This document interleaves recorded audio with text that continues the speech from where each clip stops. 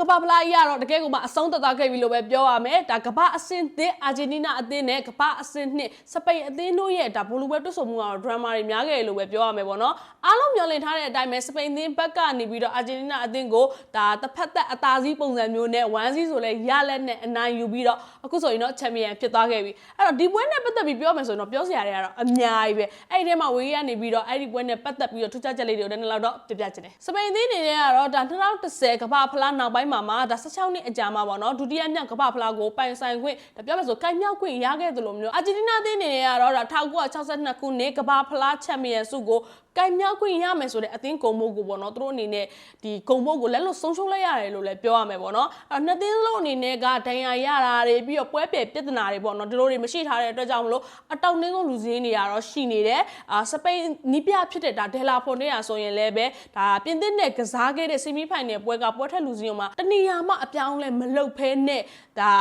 ါအာဂျင်တီးနားနဲ့ပွဲတာပြောမှဆိုဘိုလူပွဲကိုဆက်လက်ပြီးတော့အသုံးပြုခဲ့တာလည်းဖြစ်တယ်ပေါ့နော်အာဂျင်တီးနားဘက်ကဆိုရင်တော့အင်္ဂလန်ကို2-1နဲ့နိုင်ခဲ့တဲ့ဒါဆီမီဖိုင်နယ်ကပွဲထက်လူစင်းမှာ2နေရာအပြောင်းလဲလုပ်ထားတာကိုလည်းတွေ့ရတယ်ကွင်းလေရူပါရီတက်နဲ့စီမိုနီတို့နေရာမှာဆိုရင်ကိုဆာလက်နဲ့ဒီဘောကိုပေါ့နော်ဒါပွဲထက်လူစင်းမှာအသုံးပြုခဲ့တာလွဲလို့ကျန်တဲ့9နေရာစလုံးတော့သူ့အနေနဲ့ပြောင်းလဲထားမျိုးတော့မရှိခဲ့ဘူးပွဲစားမှာဆိုရင်တော့စပိန်သင်းအနေနဲ့ကအာဂျင်တီးနားအသင်းကိုဒါပြောမယ်ဆိုရင်တစ်ဖက်သက်အသာစီးယူပြီးတော့ကစားခဲ့တာကိုလည်းတွေ့ရတယ်ပေါ့နော်ဒါပေမဲ့ပထမပိုင်းမှာဆိုရင်ခန်စစ်ကိုအသားပေးပြီးတော့ဒါတကြနဲ့ကစားခဲ့တဲ့အာဂျင်တီးနားအသင်းအနေနဲ့ကဒါစပိန်ရဲ့တိုက်စစ်ကိုတော့အဟန့်အသားတော့နည်းနည်းတော့ဖြစ်စေခဲ့တယ်ပေါ့နော်အဲ့တော့ဘောလုံးပိုင်ဆိုင်မှုကြီးရှိမဲ့ဆိုရင်တော့စပိန်ဘက်ကဒါ2ဆလောက်ကိုမှအသာစီးရခဲ့ပေမဲ့ဂိုးကန်သွင်းခွင့်ကတော့ပြောမယ်ဆိုရုန်းကန်နေရဆဲလို့ပဲပြောရမယ်ပထမပိုင်းမှာဆိုရင်စပိန်ကဂိုးပေါက်ချင်းချုံမှု3ချိန်ရှိခဲ့ပြီးတော့2ချိန်ရဆိုရင်တော့ဂိုးပေါက်တဲ့လည်းဖြစ်ခဲ့တယ်ဒါပေမဲ့တေချာပေါက်ဂိုးဝင်နိုင်မဲ့အခွင့်အရေးတွေတော့မဟုတ်ခဲ့ဘူးခန်စစ်ကိုအသားပေးထားတဲ့အာဂျင်တီးနားအသင်းအနေနဲ့ကတော့တော်တော်လေးကိုမှရုပ်ပြက်ဆင်းပြက်ဖြစ်ခဲ့တယ်လို့ပဲပြောရမယ်ပေါ့နော်ပထမပိုင်းတစ်ပိုင်းလုံးမှာဆိုရင်ဂိုးပေါက်ချင်းချုံမှုကလည်းတစ်ချိန်မှမရှိခဲ့သလိုမျိုးဂိုးပေါက်တဲ့ကန်ချက်ကလည်းတစ်ချိန်မှမရှိခဲ့ဘူးဒါအပြင်ကိုမှဒါစပိန်ဂိုးအေရီးယာထဲမှာပေါ့နော်ဘောလုံးထိချက်အနေနဲ့က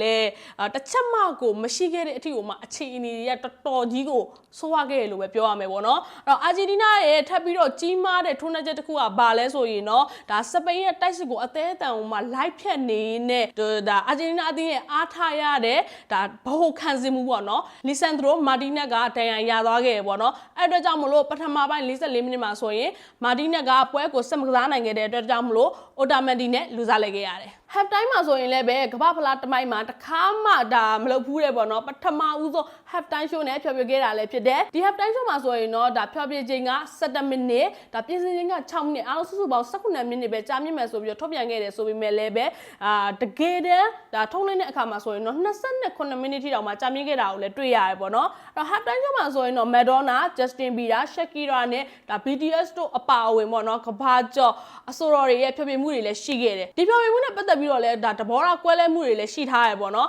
်ဒါတာမန်ပွဲကြီးပြိတ္တတွေအနေနဲ့ကတော့ half time show ကိုတဘောကြတယ်ဆိုပေမဲ့လည်းပဲဒါဘောလုံးလောကတွေကလူအများစုကတော့ half time show နဲ့ပတ်သက်ပြီးတော့ဒါပြင်းပြင်းထန်ထန်ကိုမှဝေဖန်ထားတာမျိုးတွေလည်းရှိနေတယ်ဒုတိယပိုင်းပြန်စားတဲ့အခါမှာဆိုရင်လည်းအာဂျင်တီးနားနီးပြဖြစ်တဲ့စကာလိုနီကနေပြီးတော့ဒါတိုက်စင်ဖွင့်ဖို့တဲ့သူ့အနေနဲ့ခန်းစစ်ကိုပို့ပြီးတော့အသားပေးခဲ့တာကိုလည်းတွေ့ခဲ့ရတယ်ပေါ့နော်တိုက်စစ်အားတန်တဲ့ကစားသမားတွေဖြစ်တဲ့ဒါကွန်ဆာလက်နဲ့မွန်ဒူရယ်ကိုထုတ်ပြီးတော့ပါရီဒက်စ်နဲ့ဒါမိုလီနာကိုလည်းထည့်ခဲ့တယ်ပြီးတော့ပွဲချိန်62မိနစ်မှာဆိုရင်တော့ဒါစပိန်နီးပြဖြစ်တဲ့ဒဲလာဖွန်တေကနေပြီးတော့ပေါ့နော်အိုရာဇယ်ဘယ်နဲ့ယူနစ်တို့ကိုထုတ်တယ်Ferran Torres နဲ့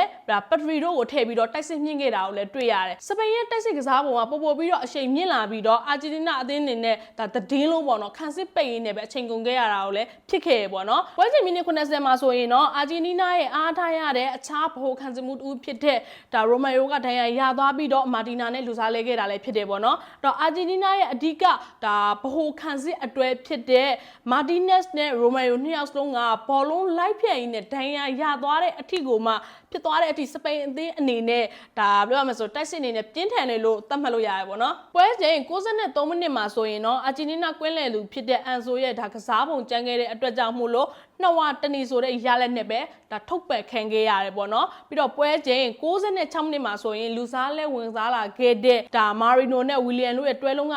စပိန်အသင်းအနေနဲ့တကိုးကိုရရှိခဲ့ပေါ့နော်သွင်းကိုတကိုးကိုရရှိခဲ့တယ်ဒါပေမဲ့လည်းပဲမာရီယိုရဲ့ဘောလုံးကိုလက်ခံတဲ့အချိန်မှာပြစ်ဒဏ်မောဖြစ်ခဲ့တဲ့အတွက်ကြောင့်မို့ဒီဂိုးကိုလည်းပယ်ဖျက်ခဲ့တယ်ပေါ့နော်အဲ့ဒီဂိုးကိုပယ်ဖျက်ခဲ့တဲ့မှာဝေးဆိုရင်ဘာများမှားလို့လဲဆိုပြီးထက်ခါမေးချင်လောက်တဲ့အထိတော့ question တွေဖြစ်ခဲ့ရပေါ့နော်အဲ့တော့ဒီဖြစ်ရနဲ့ပတ်သက်ပြီးတော့လည်းဒါအငင်းပွားမှုတွေဖြစ်ပြီးတော့ဒါကွင်းလေတိုင်းရဲ့ဆုံးဖြတ်ချက်ကလည်းဝေဖန်စရာတွေဖြစ်လာခဲ့ပေါ့ဒီလိုဖြစ်တယ်ဆိုရင်လည်းတိတ်တော့မမှားလာပါဘူးလိုဝေဖန်စရာတွေဖြစ်တာလည်းလေအဲ့တော့ပွဲကိုပြန်ပြီးတော့စရမယ်ဆိုရင်တော့အချိန်ပိုမိနစ်30မှာဆိုရင်တော့ပေါ့နော်တယောက်ရောအနေထားနဲ့အာဂျင်တီးနားဘက်ကဘာမှမလုပ်နိုင်ဘဲနဲ့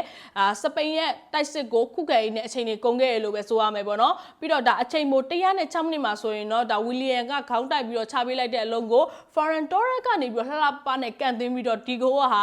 ဒါပြောမယ်ဆိုစပိန်အသင်းအတွက်တစ်ခုတည်းတော့ဂိုးပြီးတော့ဒါအနိုင်ဂိုးလည်းဖြစ်ခဲ့ရပေါ့နော်အဲ့တော့စပိန်ဟန်တပွဲလုံးမှာဆိုရင်တော့ဒါဂိုးပေါက်ချင်းချုံမှုအနေနဲ့အချိန်20ဦးမှရှိခဲ့ပြီးတော့ဂိုးပေါက်တဲ့ကဲချက်အနေနဲ့ကလည်း17ချိန်ကြီးကိုမှပဲရှိခဲ့ရပေါ့နော်အဲ့တော့ပြောမယ်ဆိုရင်ဒါအဆုံးသက်ပိုင်းနေမသေးကြရရဲ့နောက်တစ်ခုကကြတော့ဒါအာဂျင်တီးနားဂိုးသမားဖြစ်တဲ့မာတီနက်ရဲ့လက်စမ်းပြမှုတွေကြောင့်မို့လို့ဂိုးတွေဒီထက်ပိုပြီးမရခဲ့တာတွေလည်းဖြစ်ခဲ့တာပေါ့နော်အဲ့တော့ဒါအာဂျင်တီးနားဘက်ကနေပြီးတော့ဒါ data တစ်ချက်ကောက်ကြည့်တဲ့အခါမှာဆိုရင်လည်းအာဂျင်တီးနားအသင်းအနေနဲ့တပွဲလုံးမှာဆိုရင်ဂိုးပေါက်ချင်းချောင်းမှုက3ချိန်ထိရှိခဲ့ပြီးတော့ဒါအဲ့ဒီ3ချိန်သလုံးအားဆိုရင်လည်းစပိန်ဘက်ကနေပြီးတော့1-0ဆိုတဲ့ရလက်ဖြစ်ပြီးသွားတော့မှပြောမယ်ဆိုသူတို့အနေနဲ့ခံစစ်ပိတ်မယ်ဆိုပြီးတော့ဆုံးဖြတ်ထားတော့မှဒီလိုမျိုးအခွင့်အရေးမျိုးတွေကိုရရှိခဲ့ရလဲဖြစ်တယ်ပေါ့နော်အဲ့တော့ဒီပွဲအားဆိုရင်ကဘာတမိုင်းတစ်လျှောက်မှာဆိုရင်ပေါ့နော်တစ်ဖက်သက်အစံဆုံးဘောလုံးပွဲတစ်ပွဲလည်းဖြစ်ခဲ့တယ်ဘောလုံးပွဲတစ်ပွဲဆိုတာကအနိုင်ရှုံးကဒါဒွန်တွဲနေတာပေါ့နော်အဲ့တော့မိနစ်90နဲ့အချိန်မို့မိနစ်30ပြောမယ်ဆိုရင်စုစုပေါင်းမိနစ်100နဲ့ဒါ20မှာကစားရတာကဂိုးပေါက်တဲ့ကန်ချက်ကွာပြောမယ်ဆိုတစ်ချိန်မှမရှိတာ80အရှုံးတစ်ခုလို့ဟိုရတော့တတ်မှတ်မယ်ဆိုတတ်မှတ်လို့ရတယ်တော့ထင်မိတာပဲပေါ့နော်နောက်တစ်ခုကဘာလဲဆိုတော့အာဂျင်တီးနားကစားသမားတွေအနေနဲ့ကဒါဘောလုံးလောကရဲ့အကြီးကျယ်အခမ်းအနားဆုံးတော့ဒါဘောလုံးပွဲတစ်ပွဲကိုကစားနေရတယ်ဆိုတော့သူတို့အနေနဲ့မေ့နေပုံရတယ်လို့လဲတွေးမိတယ်ဘာဖြစ်လို့ဆိုတော့သူတို့ရဲ့ကစားပုံတွေကကြမ်းတမ်းနေရန်လိုတယ်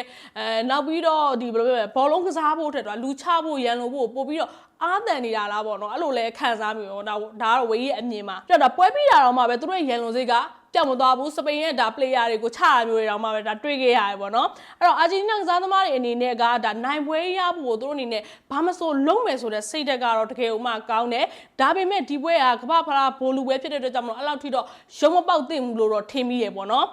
နောက်တစ်ခုကဘာလဲဆိုတော့အန်ဆိုတယောက်အနေနဲ့ကဒါအနီးကဲပြပြီးတော့ထုတ်ခံလိုက်ရတာကသူ့အနေနဲ့ကံကောင်းတယ်လို့တော့ပြောချင်တယ်ပေါ့နော်ဘာဖြစ်လို့လဲဆိုတော့ဒုတိယပိုင်းမှာဝင်လာတဲ့ဒါမာရီဒက်ဆိုရင်ကွင်းနဲ့ရောက်ပြီးတော့ဒါ15မိနစ်လောက်အကြာမှာပဲသူ့အနေနဲ့အနီးကဲနေတောင်ထ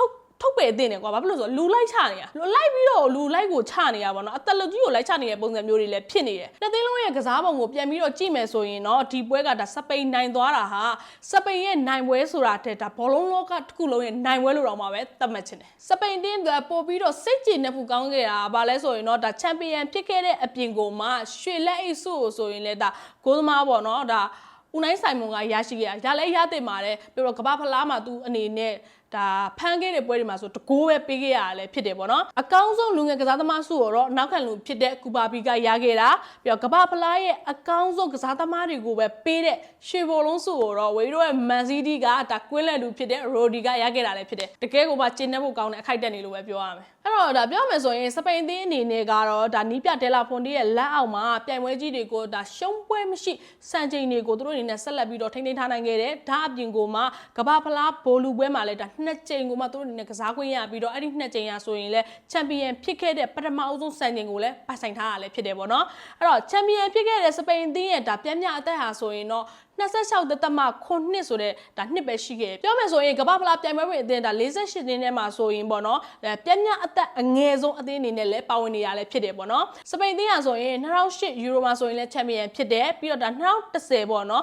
ကမ္ဘာဖလားမှာဆိုရင်လည်းချန်ပီယံဖြစ်ခဲ့ပြီးတော့အခုဆိုရင်လည်းဒါ2024ယူရိုမှာဆိုရင်လည်းချန်ပီယံဖြစ်ခဲ့တဲ့အပြင်ကိုမှဒါ2026ကမ္ဘာဖလားမှာဆိုရင်လည်းချန်ပီယံဆက်ပြီးတော့ဖြစ်ခဲ့ပြီးတော့ဒီလိုအရာတွေကိုစွမ်းဆောင်နိုင်ခဲ့လို့ပဲပြောရမယ်ပေါ့နော်အာဂျင်တီးနားအသင်းအနေနဲ့ကတော့အခုအချိန်ဒီသူတို့ရဲ့အနာဂတ်ကအဖြူအမဲသိပ်ပြီးတော့မတဲခွဲသေးဘူးပေါ့နော်အာဂျင်တီးနားနီးပြဖြစ်တဲ့ဒါစကာလိုနီအနေနဲ့ကယာတူကပဲနှုတ်ထွက်မှာလားဒါမှမဟုတ်မက်ဆီအနေနဲ့ကပဲဒါလက်ရွေးစင်အသင်းကနေအနားယူတော့မှာလားဆိုပြီးတော့ပြည်သက်တွေအနေနဲ့အရန်ကိုမှသိကျင်နေကြတယ်ဝေးအနေနဲ့ထပ်ပြီးတော့သိကျင်တာကဘာလဲဆိုရင်တော့မက်ဆီကထပ်ပြီးတော့မကစားတော့ရင်အာဂျင်တီးနားအသင်းရဲ့အနာဂတ်ကဘယ်လိုဖြစ်လာမလဲဆိုတာတော့ဝေးရအရင်သိကျင်တယ်အဲ့တော့အခုကြည့်နေတဲ့ပြည်သက်တွေအနေနဲ့လည်းဒါမင်းညကကန်ခဲ့တဲ့ပွဲအကြောင်းနဲ့ပတ်သက်ပြီးတော့ဘယ်လိုမြင်မိလဲဘယ်လိုထင်မိလဲပြီးတော့အာဂျင်တီးနားအသင်းရဲ့အနာဂတ်ကရောဘယ်လိုဖြစ်လာနိုင်မလဲဆိုတာကိုအောက်က comment ချက်လောက်မှတ်မိခဲ့ပါဦး